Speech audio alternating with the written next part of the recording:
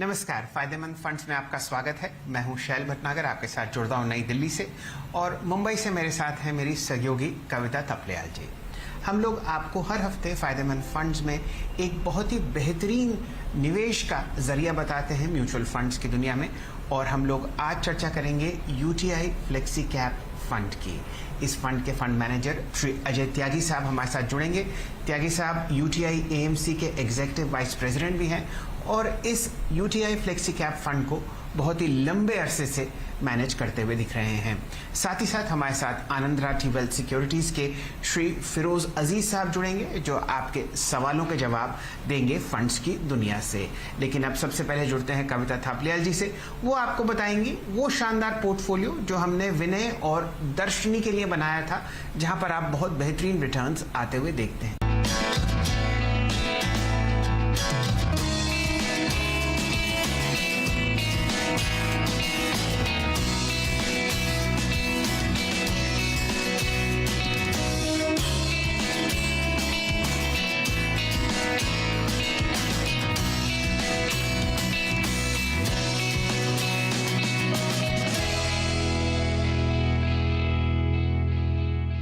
नमस्कार शैल जी और तमाम दर्शकों को भी। तो जैसे कि हम सब जानते हैं कि बाजार की बारीकियों और निवेश को लेकर तमाम स्ट्रैटेजीज हम आपको बताते हैं फायदेमंद फंड्स में। लेकिन चलिए, विनय और दर्शनी गोगना जिनका पोर्टफोलियो हमने लगभग 1.25 साल पहले बनाया था, वो कैसा परफॉर्म कर रहा है, कौन कौन से फंड्स हैं वो देख लेते हैं।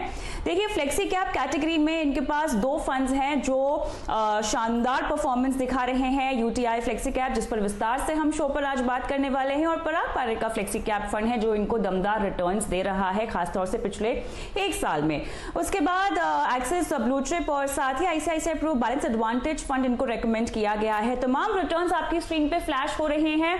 और आपको बता दें कि विनय और दर्शनी ने अपने बेहतर भविष्य के लिए, यानी अपने रिटायरमेंट के साथ साथ अपने बच्चों के सुरक्षित भविष्य के लिए ये पोर्टफोलियो बनाया है और इसमें लगातार अनुशासित तरीके से निवेश कर रहे हैं। शैल जी,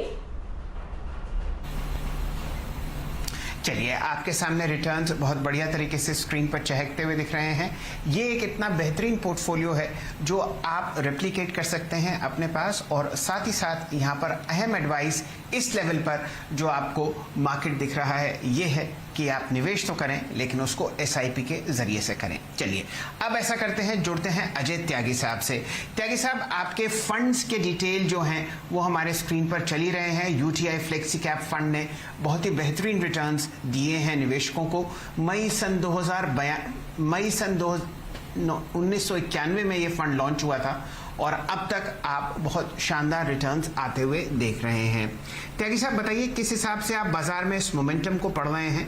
हमारे सामने निफ्टी का IT index, pharma index, Nifty खुद और कुछ और इंडिसेस अब रिकॉर्ड लेवल्स पर हैं। क्या ये चिंता का विषय है या यहाँ पर अभी भी आपको मध्यम समय में अच्छा मोमेंटम आता हुआ दिखता है?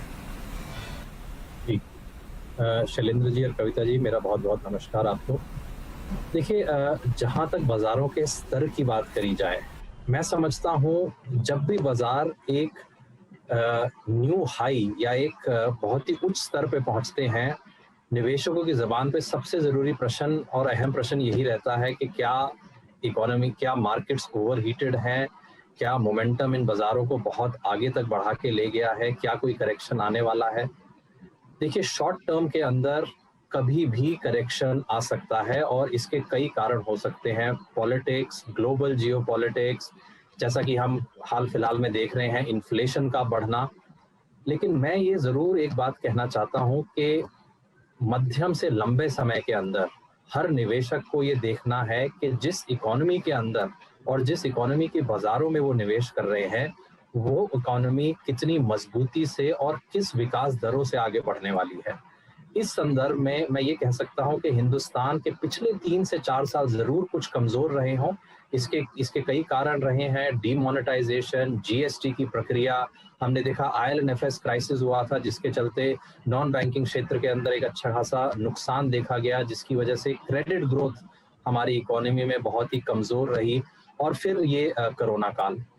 लेकिन हिंदुस्तान की जो स्थायी दरें हैं विकास की, वो मैं समझता हूँ 6 से 7% है, और होपफुली हम अगले 6 महीनों में उसी की तरफ बढ़ेंगे। एक कमजोर बेस होने की वजह से अगले 6 से 9 महीनों में जरूर हमारी दर कुछ ज्यादा मजबूत दिखाई देंगी, लेकिन एक एवरेज स्तर जो है 6 से 7% का मुझे लगता है कि आने वाले कई वर्षों में देखा जाएगा, जिसके चलते बिजनेसेस को, व्यवसायों को एक अच्छी खासी मजबूत अर्निंग्स ग्रोथ देखने को मिलेगी। और मैं समझता हूँ यही एक मूल कारण है जिसके चलते बाजार आने वाले 3 से 5 साल में निवेशकों को अच्छे खासे अपॉर्चुनिटीज देंगे वेल्थ क्रिएट करने के लिए। जहां तक हाल फिलहाल की बात है कि आईटी चला है, फार्मा चला है, देखिए ये सिलसिला हमेशा जारी रहेगा। कोई सेक्टर किसी एक तिमाही में या 6 महीने के अंदर मजबूत रहेगा, कोई और सेक्टर कमजोर रह सकता है, जैसे कि बैंकिंग क्षेत्र पिछले 6 महीने में कमजोर रहा है। लेकिन हमारा जो पूरा का पूरा ध्यान है वो केंद्रित रहता है कि ऐसे कौन से व्यवसाय हैं, सबसे पहले ऐसे कौन से क्षेत्र हैं और उन क्षेत्रों में ऐसे कौन से व्यवसाय हैं जो दीर्घ काल में एक बहुत ज्यादा मैं कह सकता हूँ कि एक हाई क्वालिटी बिजनेस के रूप में सामने आए हैं और जिनकी विकास दरें भी मजबूत रहेंगी, उनको सामने रखते हुए हम अपने पोर्टफोलियो का निर्माण करते हैं। जी, तो ये बताइए त्यागी साहब, आप पिछले 2 दशक से ज़्यादा यूटीआई एएमसी से जुड़े हुए हैं। आपके हिसाब से कौन से ऐसे 2 या 3 सेक्टर्स होंगे जहां पर ना सिर्फ फ्लेक्सी कैप फंड बल्कि यूटीआई एएमसी आपको निवेश करता हुआ दिखेगा आगे आने वाले 3 या 4 क्वार्टर्स में? देखिए, मुझे लगता है कि फिलहाल जिस तरह से एक नकारात्मक व्यू निवेशकों ने बैंकिंग क्षेत्र के प्रति लिया हुआ है, उसके चलते बैंकिंग क्षेत्र में कई व्यवसायों के अंदर जो उनकी वैल्यूएशन है वो एवरेज स्तरों से या तो नीचे है या केवल एवरेज स्तरों के आसपास है, जबकि हम जानते हैं कि ओवरऑल बाजार जो है वो अपनी एवरेज स्तरों से 20-25% हायर वैल्यूएशन पे चल रहे हैं। मुझे लगता है कि बैंकिंग क्षेत्र के अंदर जरूर ऐसे 3 से 4 बहुत मजबूत बैंक्स और नॉन बैंकिंग कंपनीज हैं जिन्होंने पिछले 10, 15, 20 सालों में कई ऐसी साइकिल्स देखी हैं और ऐसी साइकिल से बाहर निकल के उभर के वो और मजबूत रहे हैं और उन्होंने मार्केट शेयर भी गेन किया है। और जैसे ही इकोनॉमी के अंदर एक क्रेडिट ग्रोथ की प्रक्रिया शुरू हुई है, इन व्यवसायों, इन बैंक्स ने और एनबीएफसीज ने उस क्रेडिट ग्रोथ के अंदर पार्टिसिपेट भी किया है। तो मैं समझता हूं कि बैंकिंग क्षेत्र में जरूर कहीं ना कहीं एक अच्छा अवसर है हम जैसे निवेशकों के लिए जो एक दीर्घकाल को सामने रखते हुए अपना पोर्टफोलियो का निर्माण करते हैं। साथ ही साथ मैं समझता हूं कि आईटी सर्विसेज और टेक्नोलॉजी क्षेत्र के अंदर भी एक अच्छे खासे हमें अवसर आने वाले, मैं केवल 3 और 6 महीने की बात नहीं करना चाहता, मैं कहता हूं आने वाले कुछ सालों में मिलने वाले हैं।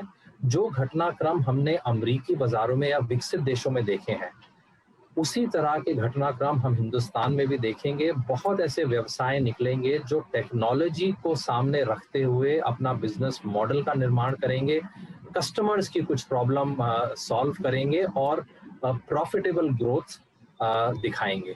तो मुझे लगता है आईटी और टेक्नोलॉजी, ये दोनों क्षेत्र के ऊपर भी निवेशकों का अच्छा खासा ध्यान रहना चाहिए, हमारा अच्छा खासा ध्यान है। और आखिर में मैं कहूँगा कंज्यूमर क्षेत्र। देखिए, हम हमेशा ये कहते आए हैं कि हिंदुस्तान के अंदर विकास दरें मजबूत रही हैं, आने वाले सालों में भी रहेंगी। इन विकास दरों के चलते पर कैपिटा इनकम और निजी आय, ये भी आने वाले कई दशकों तक मजबूत भी रहेगी और अच्छी खासी ग्रोथ दिखाती रहेगी। और इसी पर कैपिटा इनकम और निजी आय की ग्रोथ के चलते इंडियन कंज्यूमर्स जो हैं बहुत सारे प्रोडक्ट्स और सर्विसेज के उपभोक्ता बनेंगे, जो कि पिछले 2 दशकों में लैकिंग था क्योंकि आय ही काफी कम थी और निचले स्तर पे थी। तो कंज्यूमर क्षेत्र तो एक ऐसा क्षेत्र है जो मैं समझता हूँ जो कई सालों तक बहुत ज्यादा एक पॉजिटिव रहेगा और हमारी भी उसके ऊपर एक सकारात्मक व्यू हमारा बना रहेगा। जी, आपकी फिलॉसफी हमेशा रही है हाई क्वालिटी कंपनीज जो स्ट्रॉन्ग रिटर्न्स दे उनको चुना जाए। क्या महामारी के चलते इस फिलॉसफी में कोई बदलाव हुआ है? एक चुनाव की जब मैं बात करूं तो निवेशकों को सुरक्षा भी मिले और मुनाफा भी मिले, इसका बैलेंस आप अब कैसे कर रहे हैं? कविता जी, ये बहुत बढ़िया प्रश्न है और मैं थोड़ा सा आपको वापस से पीछे ले जाना चाहता हूँ। 2016 में जब मैंने ये फंड लिया और इस फंड के अंदर कुछ बदलाव किए, हमारी रणनीति जिस तरह से हमने निवेशकों को जब समझाई थी, और आज भी हम वही चीज समझाते हैं, वो ये है कि किसी भी निवेशक के लिए, और मैं समझता हूँ हर निवेशक का ये प्रयास रहता है कि लॉन्ग टर्म वेल्थ क्रिएट करी जाए। इस long term wealth creation journey में मैं समझता हूँ 2 स्तंभ बहुत ज्यादा जरूरी है। कम से कम मैं कह सकता हूँ यूटीआई फ्लेक्सी कैप की जो रणनीति है वो इन 2 स्तंभों पे टिकी हुई है, और हमारे लिए बहुत कामगार साबित हुई है पिछले 5 सालों में। मैं समझता हूँ कि अगले 5-10 सालों में भी कामगार साबित होगी। सबसे पहला, जैसे आपने कहा, व्यवसाय में गुणवत्ता और क्वालिटी का होना बहुत ज्यादा जरूरी है। आप जब स्मरण करते हैं पिछले 5, 10, 15 सालों में कौन से ऐसे व्यवसाय रहे हैं जिन्होंने निवेशकों के लिए बहुत बेहतरीन शानदार वेल्थ क्रिएट किया है, एक ही चीज मूल रूप से सामने निकल के आती है, वो ये है उन व्यवसायों में क्वालिटी और गुणवत्ता रही है, उनकी बैलेंस शीट बहुत मजबूत रही है, उन व्यवसायों पे कर्जे का या डेट का भार कभी नहीं रहा है, और वो बहुत अधिक तरीके से कैश फ्लो जनरेट करते आए हैं। तो ये हमारे लिए भगवत गीता का एक ऐसा पाठ है जिसको हम हमेशा अपने सामने रखना चाहते हैं, बिल्कुल भटकना नहीं चाहते हैं। साथ ही साथ, क्योंकि हर निवेशक का प्रयास रहता है कि वेल्थ क्रिएट करनी है, और वेल्थ क्रिएशन की जो दर है वो भी बहुत मजबूत रखनी है, और इसके चलते हमें व्यवसाय के विकास दरों का और ग्रोथ का एक बहुत ज्यादा, एक मैं कहता हूँ अहम और महत्वपूर्ण उसके अंदर एक रोल रहता है। और अगर आप हमारे पोर्टफोलियो को ध्यान से देखें तो हम क्वालिटी और ग्रोथ दोनों को साथ में लेके चलते हैं। किसी क्षेत्र या किसी व्यवसाय में अगर ग्रोथ मजबूत होने वाली है, जैसे आप मान के चलें एविएशन क्षेत्र, लेकिन उसमें गुणवत्ता की कमी है, उस बिजनेस में प्राइसिंग पावर नहीं है, बैलेंस शीट मजबूत नहीं है, हम वहां निवेश नहीं करेंगे। तो हम केवल ग्रोथ से कभी प्रभावित नहीं होते।